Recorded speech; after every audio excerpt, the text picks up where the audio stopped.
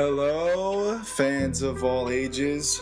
Thank you very much for tuning in to yet another episode of this podcast.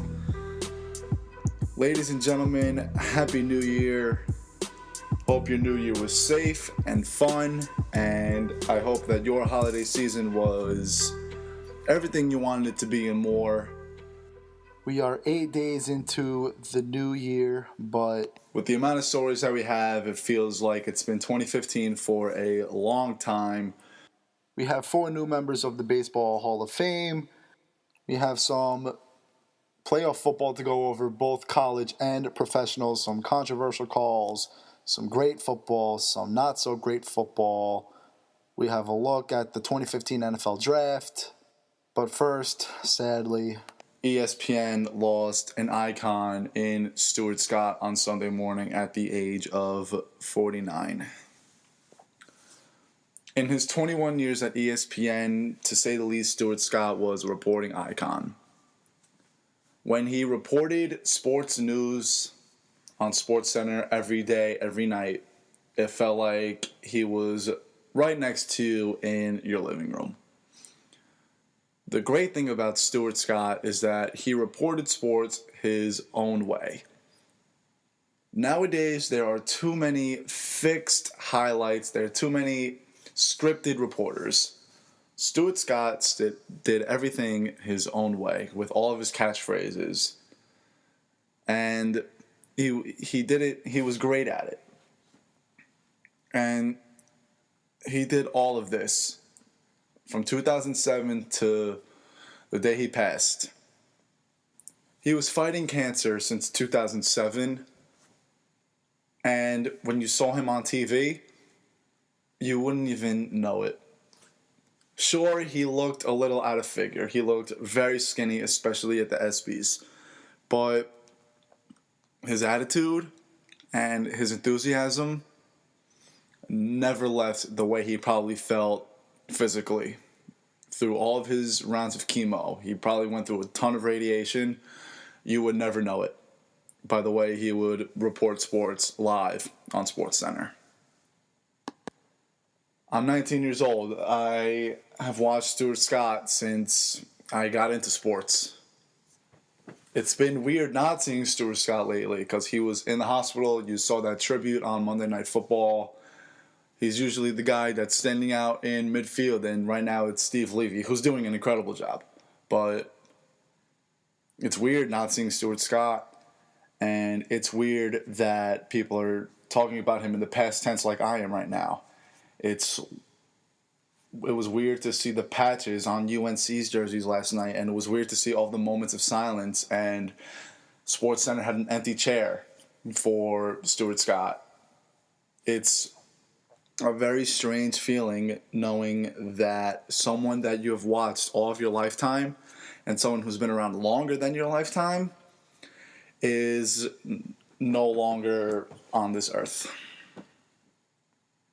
It's like when Derek Jeter retired, I didn't know what to do with myself because I don't know the Yankees without Derek Jeter, barring injuries.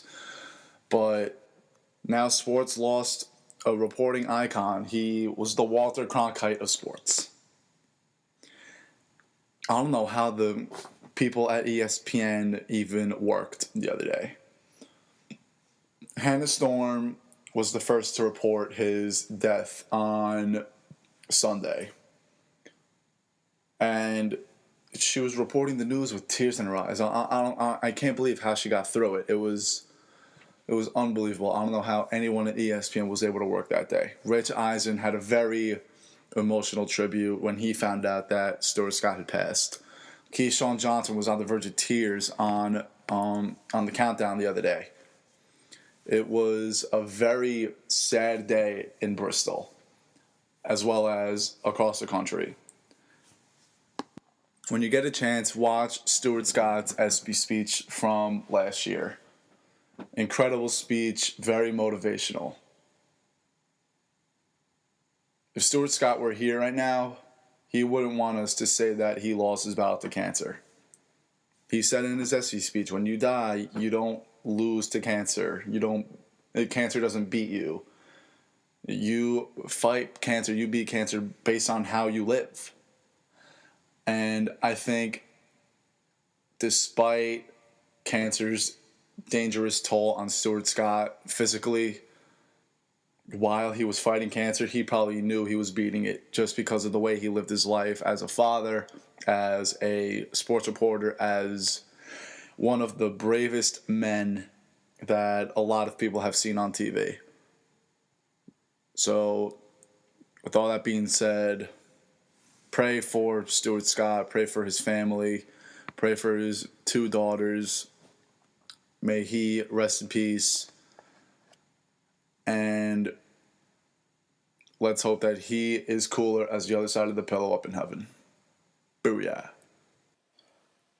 So Cooperstown has 4 new members of baseball immortality. The class of 2015 was announced on Tuesday, and it was the first time since 1955, 60 years, that 4 players were inducted on the same ballot, and the first time ever that included 3 pitchers.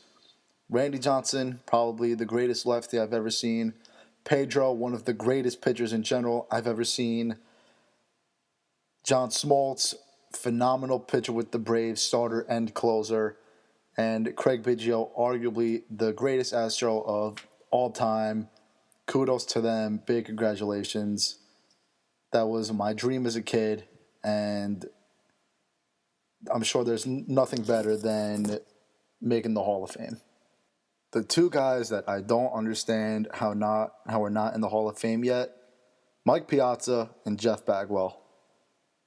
If Mike Piazza wasn't randomly assumed by the Hall of Fame voters that he was on steroids, he'd be 90%. He'd get 90% of the vote on the first ballot. No question. Mike Piazza was the greatest hitting catcher of all time. Batted .308, had over 425 home runs. 1, 2, 3, 4, 5, 6, 7, 8, 9, 10, 11, 12-time All-Star. He was in the MVP races for a ton of years. The guy was Silver Slugger at least 8 or 9 times. The guy was a phenomenal player. The guy should be in the Hall of Fame alone for that home run after 9/11. That was one of the greatest moments in baseball. And you're going to keep him out of the Hall of Fame because he had back knee? I have back knee. I'm not taking steroids. Everyone has had back knee once in their lives. See, what the Hall of Fame does, and I'm going to get into this in a little bit, they make their own rules. If they assume something, they don't vote. If there's something personal, they don't vote. If they don't want any first ballot Hall of Famers, they don't vote. If they were too good, they don't vote. Mike Piazza was the heart and soul of Queens. We had Derek Jeter in the Bronx. We had Mike Piazza across the borough. His nickname when he was on the Mets was the Monster because he was just a flat-out freak. Pitchers were scared of this guy. On-base percentage 377, OPS 922, slugging percentage 545. The guy was phenomenal. He had 10 seasons where he batted .300, and he blew away .300. 318, 319, 346, 336, 362, 328, 348, 303, 324, 300. The guy was one of the best hitters in baseball, let alone at the catcher's position. And he's not in the Hall of Fame because of suspicions. Bonds and Clemens, they like we all know they took steroids. Mike Piazza, we never thought that Piazza was taking steroids in the middle of his career. He was just a great hitter. The guy was an absolute freak. I mean, his percentage jumped from 62 last year to 70 this year, and 4 people made the Hall of Fame this year, first time in 60 years. So you think that it's probably going to be him and Ken Griffey Jr. next year, but it's been way too long. The guy is well deserving of the Hall of Fame. And now Jeff Bagwell, between him and Biggio, they're probably the top 2 Astros of all time. Biggio was top 3 MVP and won it one year. Career average 297, so just short of 300. He had 450 home runs. He had a few 300 seasons, including his MVP season where he hit 368, on-base percentage 408, and 540 slugging percentage. His OPS is 948. I don't look at Jeff Bagwell and I say this guy's a first ballot Hall of Famer. I mean, when you know the whole strategy and the voting system of the Hall of Fame, you know who's a first ballot, who's second ballot, etc., etc. But Jeff Bagwell has been on the ballot for, I think this is his 5th year on the ballot. That's too long. And his numbers have not increased that much. If I'm a Hall of Fame voter, I'm voting for him, definitely. Now that these guys are in the Hall of Fame, good for them, great. There are some people who didn't vote for these people. Randy Johnson is the best lefty pitcher I've ever seen. He's probably the best pitcher I've ever seen in my lifetime. He and Pedro, I think, are top 2, and Clemens, which I'll get to a little later. Randy Johnson was a scary pitcher. He would literally frighten hitters. Hitters would not look forward to facing him. Randy Johnson he threw a perfect game at the age of 40. Pedro Martinez at one point, he had the best fastball, best changeup, best curveball in the sport at the same time, and people didn't vote for him. Pedro, how old was he in the 2009 World Series? 37, 38? Sure, he didn't pitch great, but he pitched very well. He pitched pretty well for a 37-year-old guy in Yankee Stadium where they hate Pedro, and they didn't vote for him. I have come to accept the fact that probably no one will be unanimous, and if anyone should be, I think the first person to be unanimous should be Mariano Rivera, because he is undoubtedly the greatest at his position. But how can no one be unanimous? I get it. Unanimous is a big word, 100%. You don't see unanimous MVPs too often or Rookie of the Years. It doesn't happen very often. But this unanimous is different. People don't want there to be a unanimous Hall of Famer. Babe Ruth, not unanimous. Hank Aaron, who I think is the greatest baseball player of all time, not unanimous. Lou Gehrig, Joe DiMaggio, Cy Young, Ty Cobb, all these guys, people did not vote for them, which is one of the main reasons why there aren't unanimous players today. Some voters had the concept, if Babe Ruth, if Hank Aaron, if Cy Young, if Ty Cobb weren't unanimous, how are guys like Randy Johnson and Pedro and how is Derek Jeter going to be unanimous over these guys? Because Babe Ruth, Hank Aaron, Ty Cobb, Cy Young, I think are top 4 greatest baseball players of all time. If people think that Babe Ruth and Hank Aaron are the top 2 and they weren't unanimous, why would they vote someone like Derek Jeter or Randy Johnson or whoever was in today's ballot? Why would they be unanimous? In a way, that does make sense. Because people didn't vote for those guys. Why would they vote for these guys? But let's take a look. 1936, first class of the Hall of Fame. This is 2015. That was 79 years ago. 79 years ago. I don't think anyone who voted back then is even alive today. The Hall of Fame doesn't like change. Times have changed. The sport has changed, which I'll get into again later. But everything in this world, everything in this sport is changing. How come the Hall of Fame can't accept that? Sure, Babe Ruth, Ty Cobb, all of those guys who we all consider to be on the Mount Rushmore of baseball, of course they deserve to be unanimous. I can name 10 guys who have been in the last 4 Hall of Fame ballots that should be unanimous. But because the guys back then weren't unanimous, they're not today. Some people think that the number of votes is an issue. And it can be. But sometimes it's not. Tim Kurkjian said on ESPN that it took him a month to fill out his ballot. He said that 20 players, in his opinion, were Hall of Fame worthy. Unfortunately, he had to bring 20 down to 10. I'm sure he's not the only one who had 20 Hall of Fame-like players on his ballot.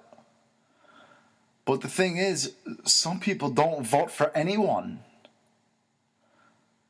And I get that this is the one thing about the Hall of Fame that has changed. People don't vote because of the steroid era. There was a guy, I forgot what his name was, but he said that he would not vote for Mariano Rivera because he played in the steroid era. He admitted that he wouldn't vote for anyone who played in the steroid era. And he gave up his vote because he said he would not vote for Mariano Rivera. Props to him for knowing that his vote is flawed. But that same guy was weirdly obsessed with voting for Jack Morris. What was it, the last 2 or 3 years on his ballot? Jack Morris, if you consider the steroid era to start in 1991, which is the year that the steroids were banned, Jack Morris played in 1992, 1993, 1994, and this guy voted for Jack Morris. He played in the steroid era, therefore, he's already being a hypocrite. He said he wouldn't vote for players who played in the steroid era. Jack Morris played in the steroid era. I'm sure the guy meant that the majority of his career had to be having played in the steroid era. But know your research before you even say anything on the record. Last year, Dan Le Batard had either last year or 2 years ago, he had a Hall of Fame vote, and as a Hall of Fame voter, he knew that the entire system was flawed. So what did he do? He went to Deadspin.com, and he said, look, your readers are going to do a poll.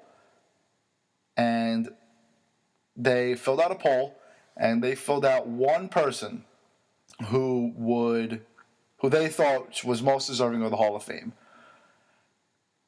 And when they voted, they gave their poll results to Dan Le Batard.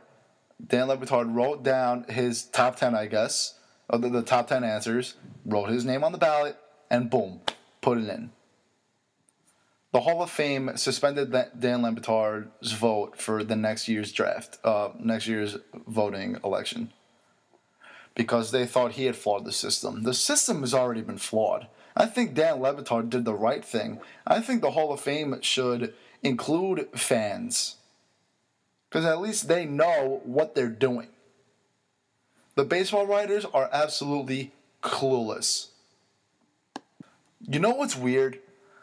People who don't vote for Randy Johnson or Pedro Martinez or Babe Ruth or whoever, they're probably the guys who I'm not going to say think, but I'm going to say who voted Jeff Kent and Mike Mussina and Don Mattingly and all these guys who you don't look at them and say they're one of the greatest players of all time, but they vote for them first ballot.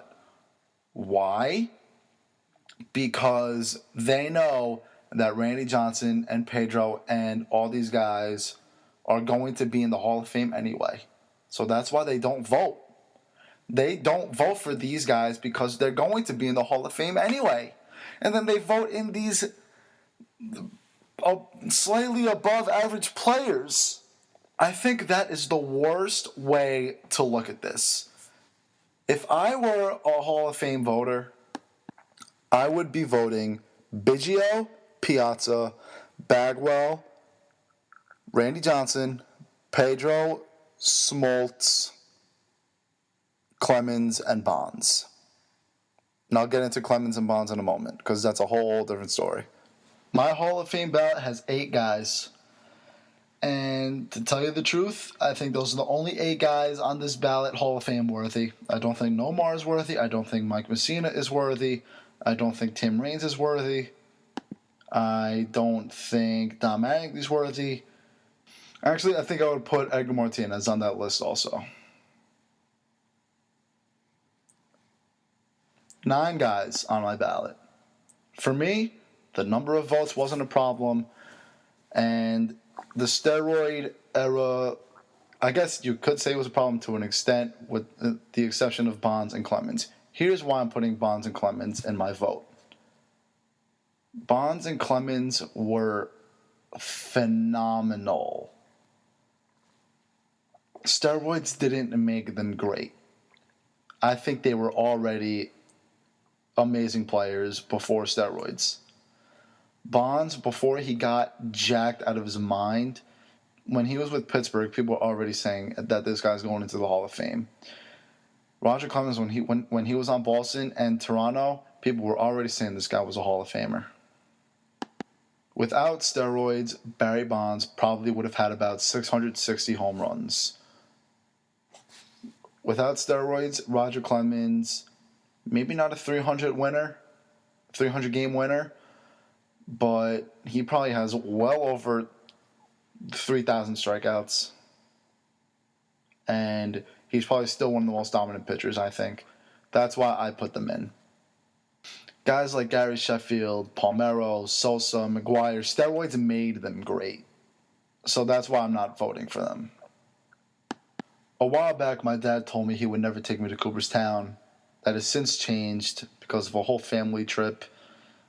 But I don't blame him for not wanting me to take me there. The whole system is flawed.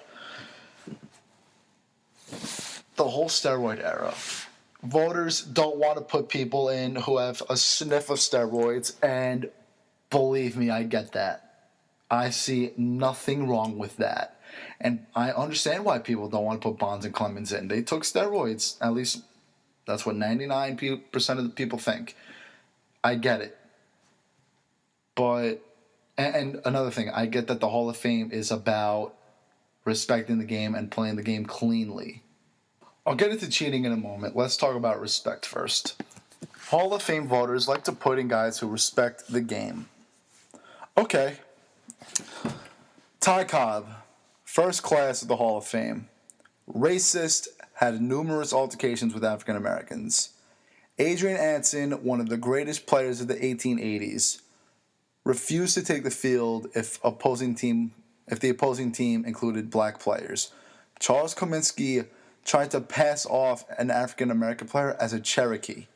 Ty Cobb and Tris Speaker have been reported to be in the KKK. Ty Cobb was charged with attempted murder. Also, Ty Cobb and Tris Speaker even fixed games. They had a whole game-fixing scheme. Now let's get into cheating. Steroids, cheating, I get it. But you know what else is cheating? Doctoring baseballs. Gaylord Perry, class of 1991, spitballs all the time. He wrote a tell-all book about it after his retirement. In my opinion, doctoring baseballs is worse than steroids. Steroids, at least it's your body. I mean, steroids, you can get big. Lifting, you can get big. The baseball, it's supposed to be a 5-ounce ball, and you're not supposed to fix it at all. And he did, and a lot more people did. You want to talk about cheaters? Let's take a look at the guys who actually cheated in game with the equipment. Not what they're doing to their bodies. They're hurting their own bodies. That's their own fault. They want to take that risk, go ahead. Be my guest. Live unhealthily. That's not my problem. That's your fault. And can we please put Pete Rose in the Hall of Fame, please? It's been 25 years. We all know what he did, but he didn't do anything to hurt the game. Sure, what he did was bad. He bet games that he managed, and he had a win now, literally meaning win one game mentality because of the way he bet. And sure, that's bad. But did he cheat? No. Did he fix games? To our knowledge, no. The Hall of Fame, the All-Star game is in Cincinnati this year. Rob Manfred is letting Pete Rose help out with all of the festivities. Personally, I think at the All-Star game or during the Home Run Derby, something. During those 2 days, I think that Rob Manfred is going to make an announcement that Pete Rose is no longer banned from baseball and that he is eligible to make the Hall of Fame. My opinion, not sure if it'll happen, but whether it happens or not, put Pete Rose in the Hall of Fame. You want guys that respected the game. As a player, definitely Pete Rose. As a manager, not so much because of the way he bet, but if you want to tell your kids to look up to a baseball player, I have 2 people in mind. 3 people. Derek Jeter, Mike Trout, Pete Rose. Pete Rose played the game with more hustle than I think anyone has ever played. I think Pete Rose is the hardest working baseball player that the world has ever seen. So put him in the Hall of Fame.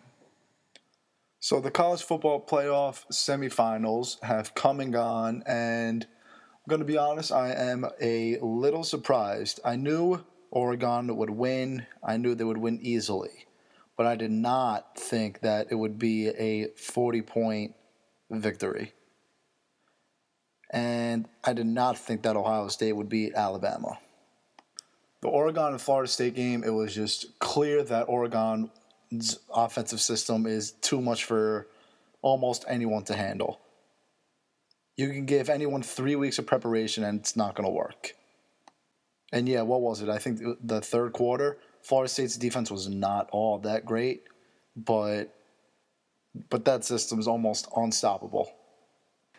And I'm really excited to see that system go to work against Ohio State in the national championship game. A, as a Michigan fan, I just want Ohio State to lose. And B, that Oregon offense, how can you not enjoy watching it? It's one of the greatest offenses in college, and if you put it in the pros, it works just as effectively.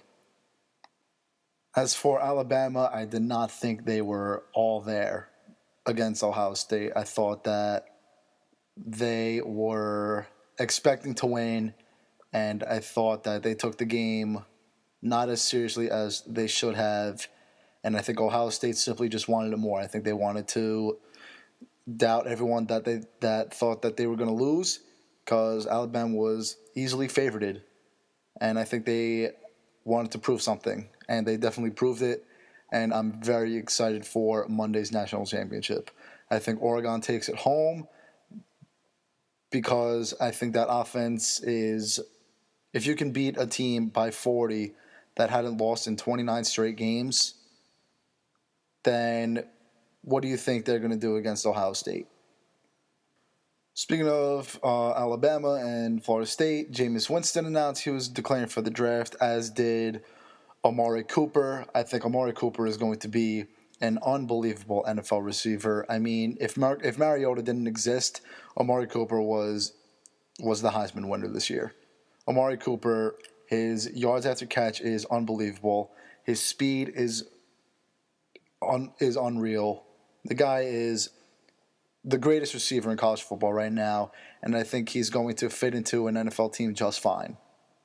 He has a big body, he's fast, he has great hands, he has great route running, and he gets away from defenders before he gets the ball and way after he gets the ball. He is going to be very fun to watch in the pros. As for Jameis Winston, we probably won't even see him in the pros. If this guy stays out of trouble, he will be a solid NFL quarterback. He is a really good quarterback. I think right now Mariota is better than Winston. Who's going to be the better NFL quarterback? I have no idea, because it will be tough for Mariota to transition from an Oregon system to a I guess average NFL system, because not many teams run Oregon system. So it will be tough for Mariota to transfer. So I wouldn't be surprised if Winston performed better than Mariota. That is, if Mariota even declares for the draft, which he probably will. I think early on, Winston will probably outperform Mariota, but I think once Mariota will get settled in his new system, I think he'll exceed. Not sure who will have the better career. They're both great quarterbacks. I'm excited to see them both play. And honestly, I hope Jameis Winston does play. If he stays out of trouble, he's going to be very fun to watch in the pros. He and Mariota have been awesome to watch this year. They're both very exciting players. I'm also very excited to see how teams will, assuming Mariota declares for the draft, I'm excited to see how teams approach who gets picked first and why. I think that as a guy who believes Mariota is better right now, remember, if Jameis stays on the field and stays out of trouble, I think he will transition easier because of the way Oregon's system is. But again, are you going to waste, let's say the Tampa Bay Bucks, they have the first overall pick this year. Are they going to waste that first pick if Jameis can't even stay on the field for more than a season? Great talent, but a bad behavior. And that's going to hurt you, especially when you need a quarterback. But anyway, back to the game on Monday. I think Oregon wins it. I think it's going to be a high-scoring game. I would love to see what Ohio State would do if they still had, what's his name, Braxton Miller. Because right now, that third-string quarterback is playing very well. And it almost makes you wonder, would the Alabama game have been a blowout? Would Braxton Miller have played terribly? You never know, and that's the great thing about sports. Moving on to the older guys of the gridiron, the divisional round will start on Saturday. The games on Saturday are the Ravens at the Patriots and the Panthers at the Seahawks. Ravens coming off of a win against the Steelers without Le'Veon Bell, and I think that meant a lot to the Ravens.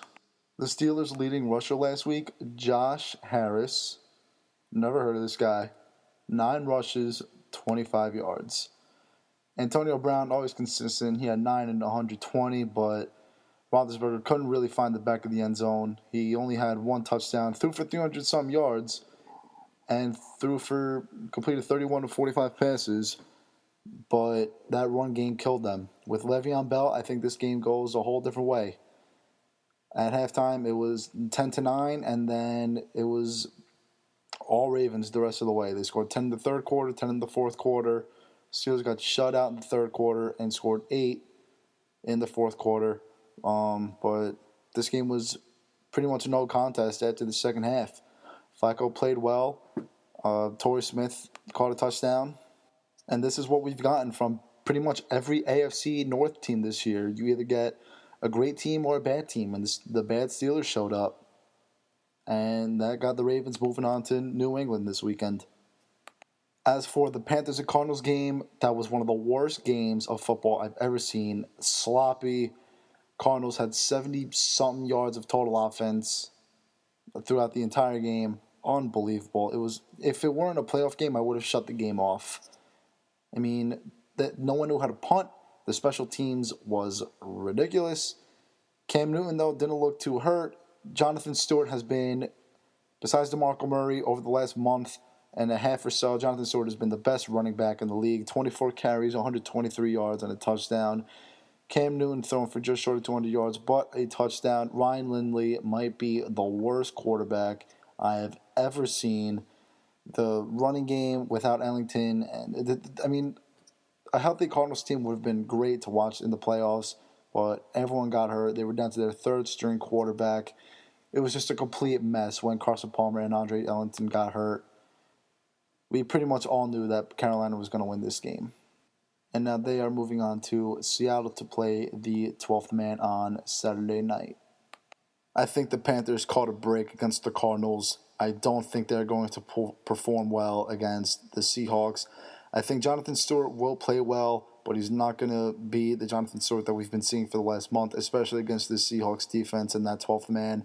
I think the Seahawks are just a completely different team at home. They were 7-1 at home this year, and their only loss at home this year was to the Cowboys, who were 8-0 on the road. I think the Seahawks are favored by 11. I think that is just about right. I think Seattle is going to dominate this game for all 60 minutes. As for the Ravens and Patriots, we have seen this game before in the playoffs over the last few years. I think the Patriots, again, 7-1 at home, 12-4 overall. I think the Patriots are going to blow the Ravens out of the water. They're favored by 7. I would take the spread and some. Over-unders 48. I would go over on that. I think the Patriots are going to put up at least 35.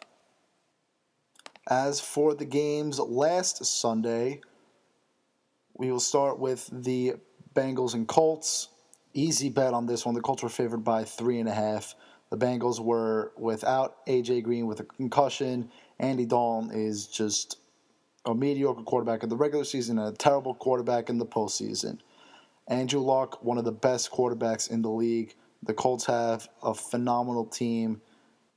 I'm very excited to see Andrew Luck against the Colts this week. Against the Broncos this weekend. I think that's going to be a great game. You'll hear my opinions on that pretty soon. The Lions and Cowboys. Cowboys, I guess you could say they got lucky, but they are a good football team. DeMarco Murray, not the greatest game, but Tony Romo, he is playing well. He has been playing well for all season. His December and January numbers this year have been phenomenal, the best of his career. And if you know me, you know I am a Giant fan through and through, but I have been saying that I like Tony Romo. I have always liked him. I think this guy gets unfairly criticized all the time. Yes, he is notorious for being a choker. I get it. But Tony Romo is, in my opinion, the best quarterback in the NFC East, and he could be a top 10 quarterback in the league. I did not watch this game. I was working, but the refs, I actually have not seen that pass interference picked up that whole play. I actually have not seen any highlights of this game whatsoever. But I know what happened. You can't pick up I understand picking up flags, but not that late. Not after both teams move down the field. Not after the entire world knows or thinks that this game is in a whole new situation. You can't pick up the flag, what was it, a minute after they called the penalty originally? You cannot do that. Again, picking up flags is a common thing. I understand it. I understand that you get whistle happy and you make a call that is wrong, but again, I have not seen this play, but no matter what happened, whether it was a penalty or not, you cannot pick up that flag that late in the game. That late after the initial call. But despite what the refs had to say, the Cowboys defeated the Lions 24-20, and they are playing at Lambeau against a possible Aaron Rodgers-less Packers. I gotta tell you, if Aaron Rodgers plays, the guy's calf is torn up, literally. And he hasn't practiced all week, but injured or not, he's one of the best quarterbacks in the league, if not the best. I think if Aaron Rodgers plays, this game is a blowout. If Aaron Rodgers doesn't play, I think that the Cowboys get a little bit of a chance, but either way, I think Green Bay is going to win this game. If Aaron Rodgers is in, take the Green Bay spread. If he's not in, I would probably take the Green Bay spread anyway. I think they're a much better team than the Packers. I think the 8-0 at home is a lot more dangerous than the Cowboys 8-0 on the road. The Packers put up, 40 points a game? I don't think the Cowboys can put up 40 points on the road at Lambeau. The Cowboys play in Dallas. They're indoors practically. They play in a warm stadium. And Green Bay, look at it outside. Have you been outside yet? It's 12 degrees across the entire country. Lambeau is going to be cold on Sunday, and it is going to hurt the Cowboys immensely. I think they're going to feed DeMarco early, and I think they're going to feed him a lot because of the cold, but I think the Packers are going to do just fine. DeMarco Murray is a great running back, but he's not going to be that great on Sunday against the Packers. Packers win easy, whether Aaron Rodgers plays or not. The Colts and Broncos will be the second game on Sunday. Broncos are 8-0 at home. Colts are 5-3 on the road. The Colts have not been a great team this year.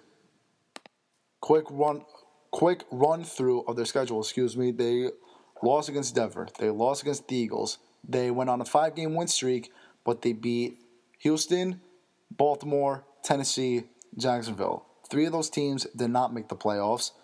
They beat the Bengals, but the Bengals were an up-and-down team. They were slow to start. They lost at Pittsburgh. They beat the Giants, not a playoff team. They lost against the Patriots. They beat Jacksonville. They beat Washington. They beat Cleveland. They beat Houston. They beat Tennessee. Two of those wins came against teams who made the playoffs. Their losses, they lost at Dallas 42-7. They lost against New England. They lost against Pittsburgh. They lost against Philadelphia. They lost against Denver. They are 0-4 against, 4 of their 5 losses came against playoff teams. And I think that is going to happen again. Andrew Luck is phenomenal, but Peyton Manning is even more phenomenal. And we all know about Peyton Manning's postseason struggles. I don't think that happens on Sunday. I think the Colts are a good team, but they're playing one of the best teams in the league, and the Colts have not played well against good teams all year. Denver's favored by 7. I would take the Denver spread on that. Over-under's 54. You figure that Peyton and Luck are probably going to both have 2 or 3 touchdowns each. You figure C.J. Anderson's probably going to run one in. You figure Dan Herron and Trent Richardson and all of the Colts running backs this year will probably have a rushing touchdown. I would take the over, but more importantly, I think the Broncos and the Patriots will meet up in the NFC Championship, and I think we're going to see Packers-Seahawks in the NFC Championship. If that goes how I think it's going to go, I think the Seahawks are going to the Super Bowl. I think the Seahawks are a great team, and they are dangerous at home. I said whoever wins the NFC, whoever gets home field throughout the NFC is going to make the Super Bowl.